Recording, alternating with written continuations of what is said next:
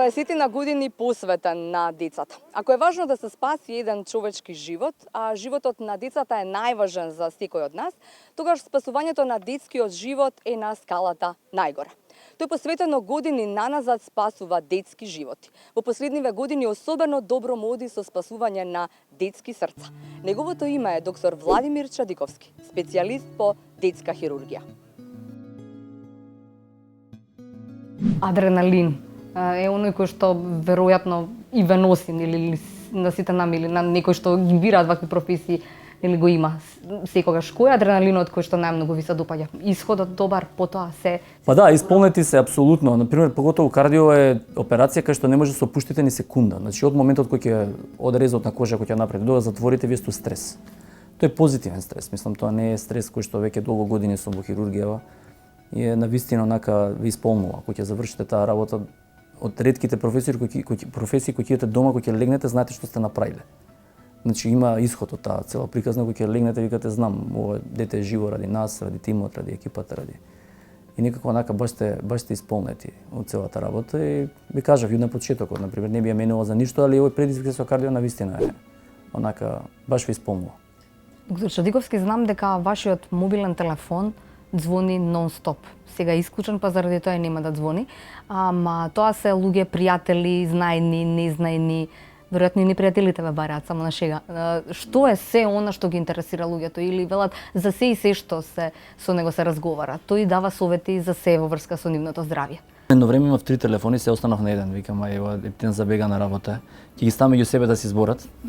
И па секакви разговори се искрено ви кажам, дури навистина почнува да ми смета неверојатно. Мислам дури дома стално ме критикуваат, ме караат бидејќи тоа не завршува на работа, туку продолжува и дома. И гледам навистина да го исклучувам телефонот дома веќе кога доаѓам. Секакви ургенции се, работа, операции, закажување, консултации, али мислам дека тоа е момент се стално шала кажам кога ќе седнеме друштво и гледаме сите сме на мобилни, веќе станува не само кај мене, мислам кај секој човек моментов мобилниот станува една неопходна алатка, така да кај мене само веројатно е пута 10 од другите. Пријателите секогаш што тука за нив, тие тука за вас, нешто се промени после овие 20 години напорна работа, велите немам време многу за семејство. Како е? Многу ми е криво, мислам последно време таа екипа што која се дружам од деца, мислам тоа се стварно другари кои што ми се искрени од деца сме заедно и плюс на друга екипа на другари со кои што и пријатели кои што се дружиме фамилиарно. Навистина ми е криво дека немам време многу за нив, а ми недостасува искрено. Што значи тоа немам време? Од кога не се видела? Па сега некако наоѓаме начин сите, бидејќи сите сме на некој начин зафатени, наоѓаме начин бар нешто со фудбал да гледаме заедно, па се собираме во некои од тие локални пабови да изгледаме фудбал не толку ради фудбалот колку да се видиме. И се трудиме навистина сите да најдеме некој слободно време да малку се подружиме, сите сме со врски. Шала американците кажуваат вика кога беа децата мали помалку се гледавме со пријателите, од кога порасна повторно почнуваме се гледаме. Така да ја верувам дека ќе најдам време, бар јас лично за себе зборам, да помину што овој период сега додека ми е така организационо. Уште 2-3-5 години. Уште не 5-7-8 години и веројатно после ќе слободно, али не, навистина сакам. Ми фалат. Искрено кажам. Смееме да споминаме некои од вашите пријатели од детство со кои што знаете да гледате, одите во некој паб велите и гледате фудбал таму, за кои клубови како навивате? За кои клуби како навиваме? Да ви кажам искрено последно време. Во табори сте поделени? Па да, они се константно, едниот другар Бобишо ми е за Манчестер гине, мислам бил не знам колку пати у Манчестер. Бобче кој што ми исто другаров, он е за Барселона. Иван што ми е другаров моментално е у чат на работа, он е против двете екипи нивни, така да тоа е една екипа со која што нонстоп сме така. А вие сте за? Јас за тоа што победува. Тоа не е добрата опција веројатно. Да. Брат ми е за Јувентус, така има една опуштена екипа со навијачи. Да. Од Радиште. Да. Порано сите сме вардарци по принцип, тоа е вакво, али сега сме многу разочарани. Порано нонстоп идевме, сега веќе не сме биле, не памтам кога. Сега нешто на ракомет идеме од време на време. Кога навивате на ракомет, тоа е какво навивање? Како жени нели посилно навиват, како навивате? Да, сега по принцип се сменети работите. Сега седиме у ложа која што не е таква и не смееме да навиваме. Не, он има такви карти нешко другаров и седиме у таква ложа кај што не е соодветно така да викаш, така да само се ситиме и гледаме комитите како навиваат и ни е драго. Е нешто баш убава атмосфера. Кога е времето за себе, што правите за себе? Сега почнав да трчам. Еве веќе 7 месеци интензивно, можам да кажам скоро секој ден трчам. Учествував до сега, можам се пофалам, тоа ми е некако дури најголем успех личен, го сметам, истрчав 2 маратони по 5 километра. И уште не можам, брат ми ги трча овие 21 километри, ја уште не можам, далеко сум од тоа. Али некако се најдов себе си. Ко Форест Гамп сум, само трчам, не знам зашто трчам, али трчам. Добра беше приказното на Форест Гамп, така. Да, али трчам и така, мислам дека ќе продолжам со За да го спасите светот, така беше. Да, трчам, не знам зашто трчам, али по принцип мислам дека издржав 7 месеци и гледам се уште ме држи тоа и така. Веќе чим почнеш да купуваш вакви стегачи, онакви држачи, веќе гледам кога да навлегувам од тоа. Меѓу првите или на Како маратонот? прв. Имаше еден родител, тоа кажам од предској шал, имаше еден родител, само реков него морам да го претркам, имаше еден родител со дете трчаше. Али не, негде на средина негде, не знам.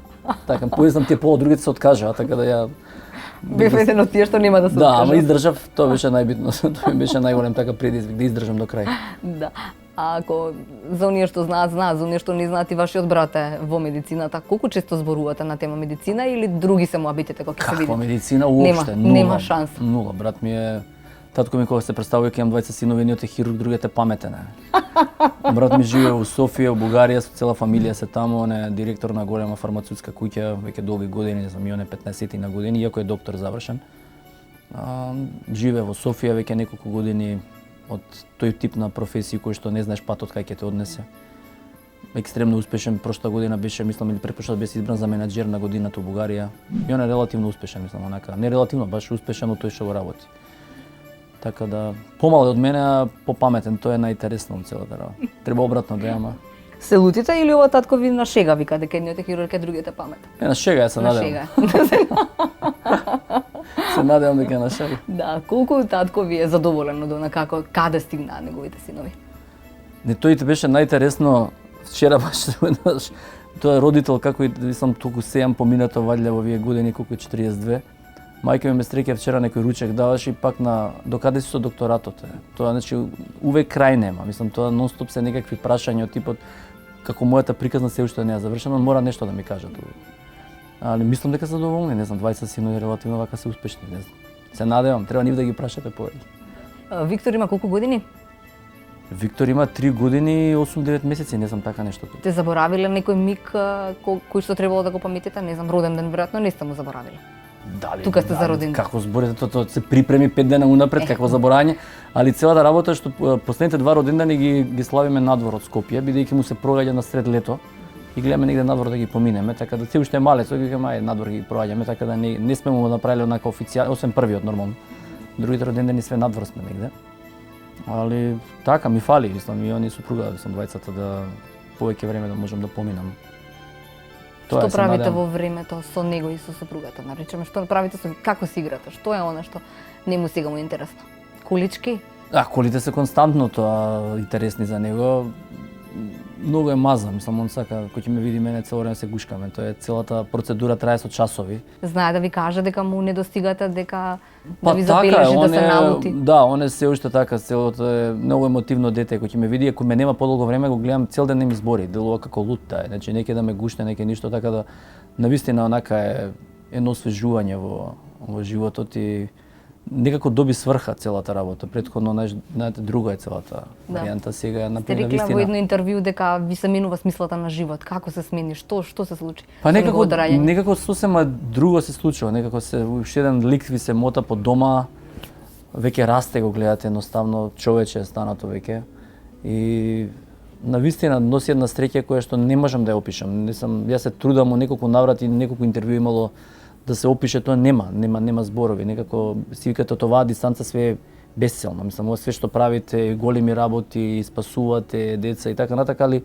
ќе дојдете дома осеќате на едно исполнето, се на нешто што фалело до сега, значи. Знае ли што работи татко му? О, не.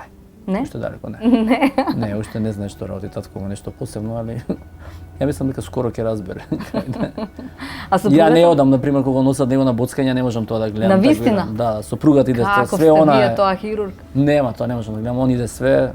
Ми беше навистина многу тешко. Имаше еден период кога кога го добивме и нека се соживувам со периодот кога он со децата на негова возраст, искрено. Мислам вака не делува како филм, навистина така го гледам. Например, сега оваа возраст кој гледам 3 годишни ме некако као него да го гледам, имам чувства, тоа поминува, мислам, нормално не е далеко од тоа дека седи, али баш го осеќате тоа, така. Значи, вие сте доктор кој што не оди на доктор со својот син. Не, јас одам, али не можам да гледам боцкање тие работи. Него кога боцкаат, кога го прават. Па не знам, сопругата гледа похрабра е. Она е, јас не можам крв да гледам. Знам, не гледате. Во операциона сала нема крв, да. Поготово кардио е толку бескрвно да е тоа страшно нешто. А сопругата во која бранша ве разбира ли, може ли да ве разбере, знаеше ли во каква Па не, улога многу време сме заедно, 15 години, не знам ни колку сме заедно. Ние сме заедно уште од периодот кога ја бев студент. Значи знаеше комплетно што ќе биде. Не, мислам дека немаше појма да знаеше сега. Не знам дали би биле заедно да знаеше што ќе ја снајде. Се шалам, али целата работа апсолутно иначе невозможно е ако немате поддршка, ако немате невозможно е да издржите во оваа приказна. Ве нема, буквално ве нема. Мислам со денови да не зборам за специјализации, отсуства со месеци, со години, така да навистина би требало сега веќе да се гледат благодетите од тоа што јас имам, се надевам постигнато за да биде поорганизационо, порелаксирано. Ама пак некако не поминува, не знам. Се трудам некако. Сте рекле дека стресот е најголемиот непријател на здравјето на луѓето. Да, а ако треба некаков не совет, но некој збор, не знам, за утеха или не знам да ги поттикнеме сите некои што ќе не гледаат, ќе ве гледаат. Што би им кажале? Како да го намалиме стресот? Веројатно е ова лудо време. Значи време не мислам дека е навистина еве колку време е веќе професионално се бавам со оваа работа, навистина време е некој моја, не знам, ручек со моје кога седевме, вика мајка ми не спомна еднашка, вика мислам дека ние многу по безгрижно растевме, повеќе во периодот кога на ваши години бевме малку посмирени. Ова е навистина едно темпо кој што е невозможно, мислам. Те газите, прегазува. Те газа, не мислам невозможно, јас цел ден ми е денеска мислам дека сум некаков стрес буквално и да не е тоа трчање сега што го кажам вака се ушала делува како не знам колку да трчам, али неколку месеци, не знам, али месеци, али некако навистина имам еден куп другари кои што се бават со бициклизам, со еден куп спортови. Никад не сум бил некој посебен спортски тип, по принцип. Цел живот некако све учење ми помина. И навистина сакам сега тоа да го одржам, бидејќи навистина мислам дека ме ослободува малку од тој стрес. И што би им рекле за надминување на стресот? Како да не се нервираме?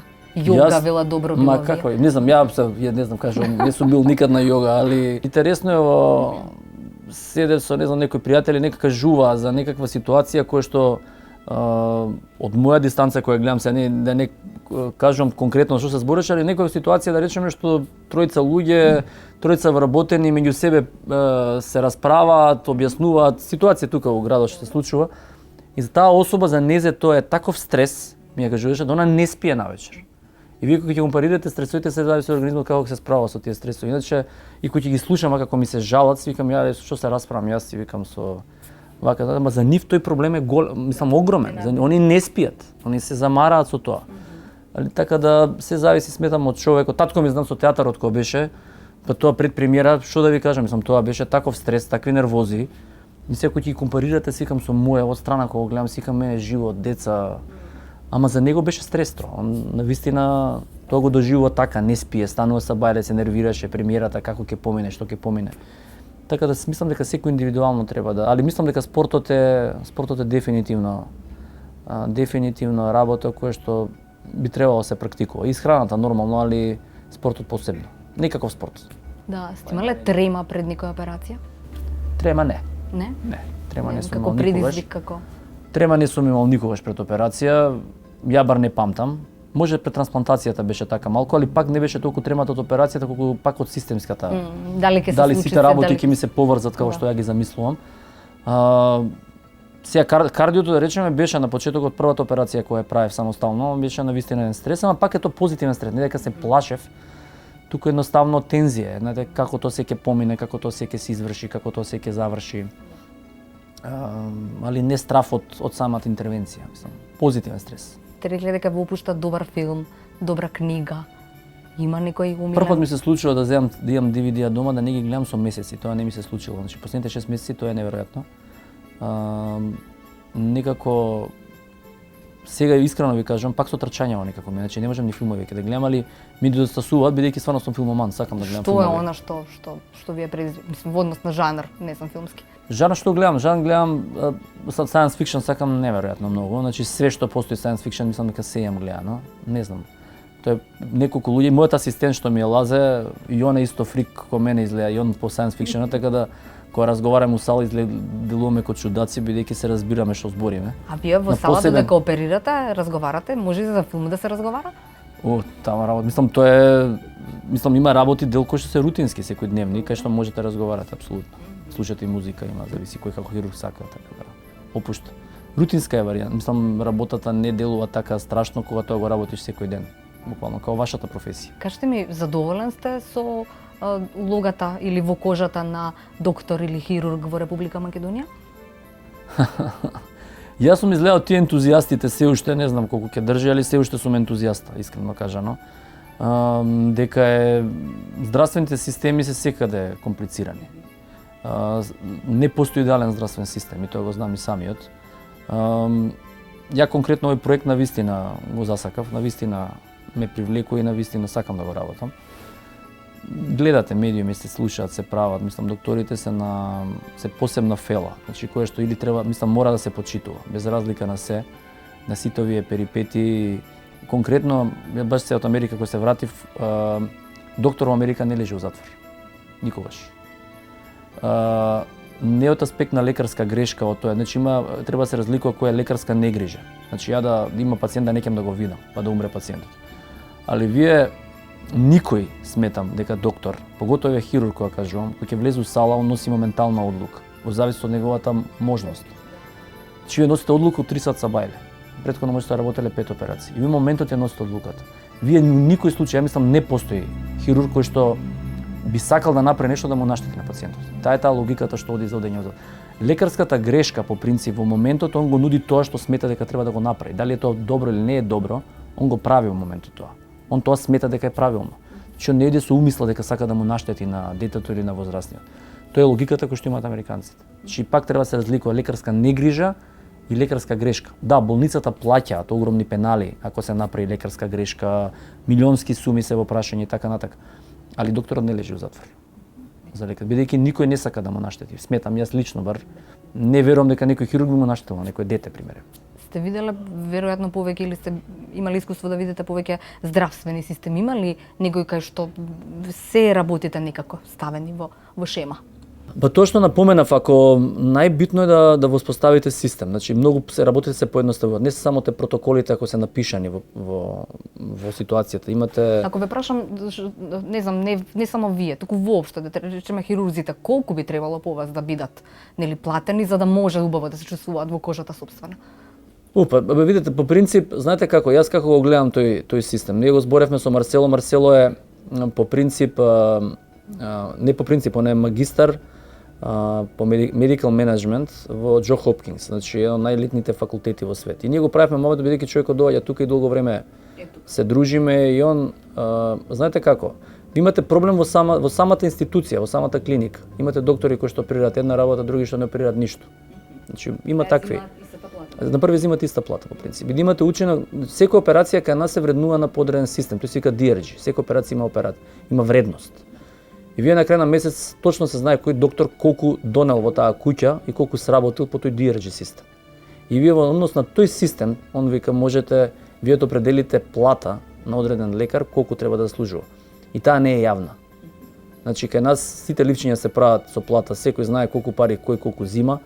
Значи тоа е тајна работа, тоа е ваша интимна работа. Вие колку сте договориле со менаџментот во зависност од системот и сумата што донел од клиника, кога треба плата да имате. Значи не викаме дека треба да имам 1.000.000 евра, али по принцип ако ти во институцијата носиш сума која што е 3 пати поголема од друг, вие треба да имате 3 пати повеќе награда на тој.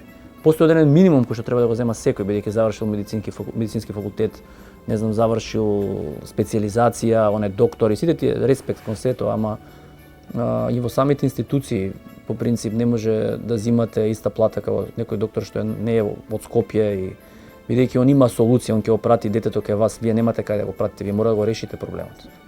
И така да сметам дека треба да се размислува на тоа поле, бидејќи единствен начин да го задржите кадрот е со после некој време тој ентузијазам паѓа. Значи мора да добивате средства кои се соодветни за тоа што го работите. Значи сметам дека треба да се работи на тоа поле.